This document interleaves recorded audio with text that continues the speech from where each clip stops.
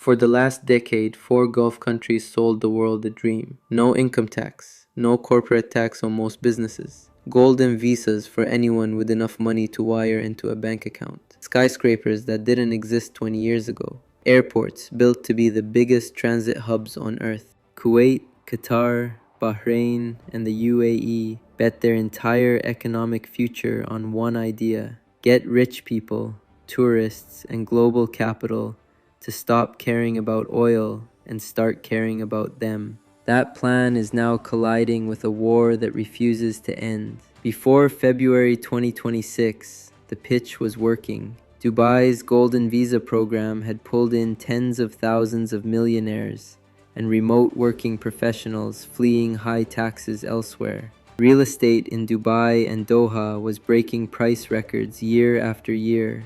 Zero personal income tax turned the UAE and Qatar into magnets for crypto wealth, hedge fund managers, and entire companies relocating their headquarters. Tourism was the other pillar. Dubai alone was pulling in close to 80% hotel occupancy in normal years. Qatar leaned on the halo effect of hosting the World Cup to build a tourism and events economy from almost nothing.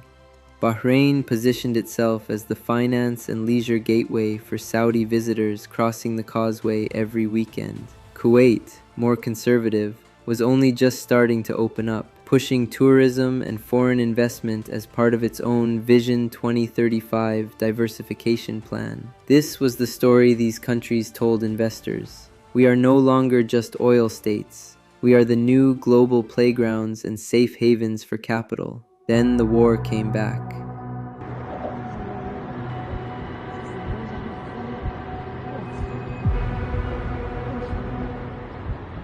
The current war between the US, Israel, and Iran first erupted in late February 2026. A ceasefire and a memorandum of understanding were reached in June, but by early July that truce had effectively collapsed. President Trump declared the deal over after Iranian attacks on tankers near the Strait of Hormuz, reimposed a naval blockade on Iranian ports, and revoked sanctions waivers on Iranian oil. Since then, US strikes have expanded well past military targets. American forces have hit Iranian bridges, roads, tunnels, and railways. Trump has publicly threatened to destroy Iran's energy infrastructure, including desalination plants that supply drinking water, if a deal isn't reached quickly. By mid-July, Iran's health ministry was reporting dozens killed and hundreds injured from a single week of strikes, and a desalination plant hit inside Iran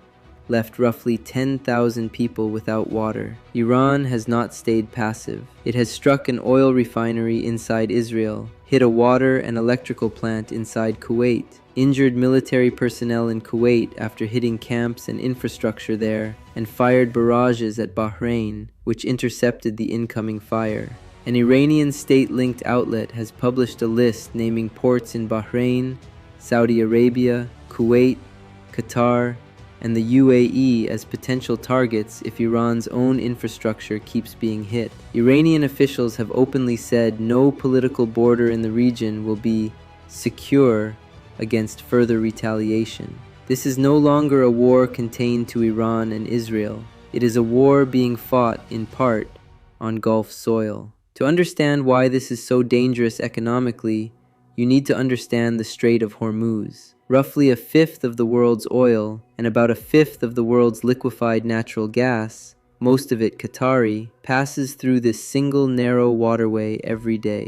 Saudi Arabia and the UAE have partial workarounds. Saudi's east-west pipeline can move oil to the Red Sea, and the UAE's pipeline to Fujairah can carry up to 1.8 million barrels a day out through the Gulf of Oman, bypassing Hormuz entirely.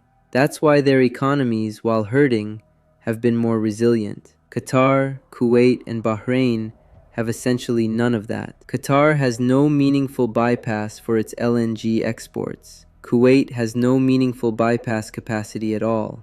Bahrain's oil and aluminum exports, which together make up around 2/3 of its government revenue, depend almost entirely on that strait staying open. Even the workarounds Saudi Arabia and the UAE do have aren't immune. Iran struck the Saudi east-west pipeline in April, cutting its throughput by roughly 700,000 barrels a day, and Iranian drones have hit the port of Fujairah itself, disrupting the UAE's own bypass route. Now for the part that should worry anyone who bought into the new Gulf economy story. The IMF has revised its 2026 growth projections for the region, and the differences are stark. Qatar is now projected to contract by close to 15% this year. Kuwait around 4% down. Bahrain close to 4% down. The UAE a smaller contraction near 2%, again because of its Fujairah pipeline workaround. Some estimates from S&P Global put Qatar's real GDP contraction at 5% on its own, driven by halted LNG exports bleeding into manufacturing, tourism, trade, and transportation. The World Bank has slashed its overall 2026 GDP growth forecast for the entire Gulf region from 4.4% down to just 1.3%. And some analysts now think parts of the GCC could tip into outright recession in the second half of the year. Then there's tourism, the exact pillar these countries bet their diversification on. Industry estimates put losses across the Middle East tourism sector at roughly $600 million a day in foregone visitor spending. More than 30,000 flights to the Middle East were cancelled in just the first month of the war. And jet fuel costs for regional carriers like Emirates, Etihad, and Qatar Airways have spiked roughly 90% above their annual average. One financial analysis projected Dubai hotel occupancy, that same city that was running at roughly 80% before the war, could crash to as low as 10% in the hardest hit quarter. Before the war, forecasters expected Middle East tourist arrivals to grow by around 13% in 2026. Now, models show that a war lasting just 1 to 3 weeks could turn that into an 11% decline, and a 2-month escalation could mean a drop of up to 27% for the year. For the GCC specifically, an expected 8% growth year could instead become a 26% decline. Real estate hasn't been spared either. When the war first escalated, UAE stock exchanges actually halted trading for 2 days, with banking and real estate stocks, the most sensitive to geopolitical risk, falling sharply across the entire Gulf. And the physical damage bill keeps climbing. Around 80 energy facilities across the region, production plants, refineries, pipelines, have already been hit by Iranian strikes, with repair estimates around $58 billion.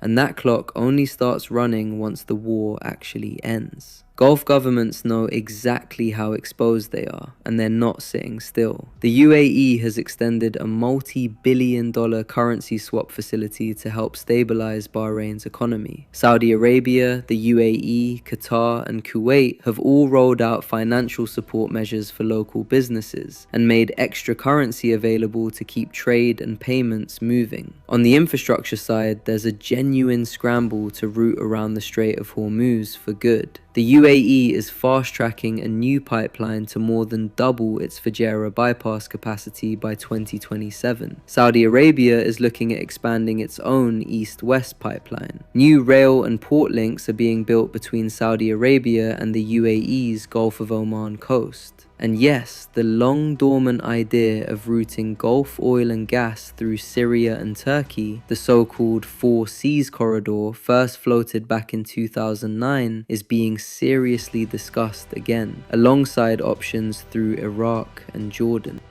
But every single one of these projects comes with the same catch: time. Officials and analysts are talking about a 1 to 2 year horizon for the fastest pipeline expansions, and a 3 to 5 year horizon for anything involving new cross-border routes through Syria or Iraq.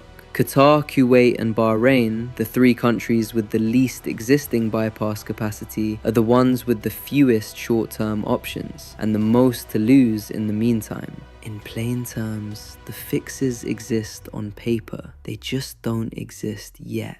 Here's the uncomfortable truth underneath all of this. The entire diversification pitch these four countries made to the world, we're not just oil, we're finance, tourism, and a tax-free lifestyle brand, was built on the assumption of regional stability. Zero income tax means nothing to a millionaire who won't fly in because his insurer has flagged the airspace as a war risk. A golden visa means less when the real estate market it's tied to just had a 2-day trading halt. A tourism strategy collapses when the flights themselves stop running. None of this means these economies are finished. The UAE and Saudi Arabia, with their partial pipeline workarounds, have real cushioning that Qatar, Kuwait, and Bahrain simply don't have.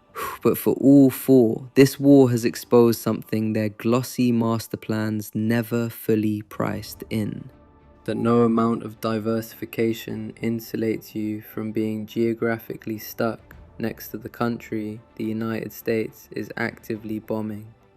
And that as openly promised, no border in the region is safe from retaliation. The bypass pipelines are coming, the alternative routes are coming, but they're coming in 2027, in 2028, not this quarter, and not in time to save the numbers we just went through.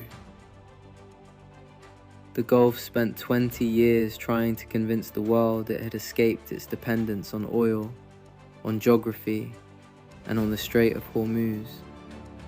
This war is the test of whether that was actually true, or whether it was just a very expensive story, waiting for the wrong week to fall apart. If you want the deep dive on any one of these four countries specifically, let me know in the comments which one. And subscribe because this story is still moving fast.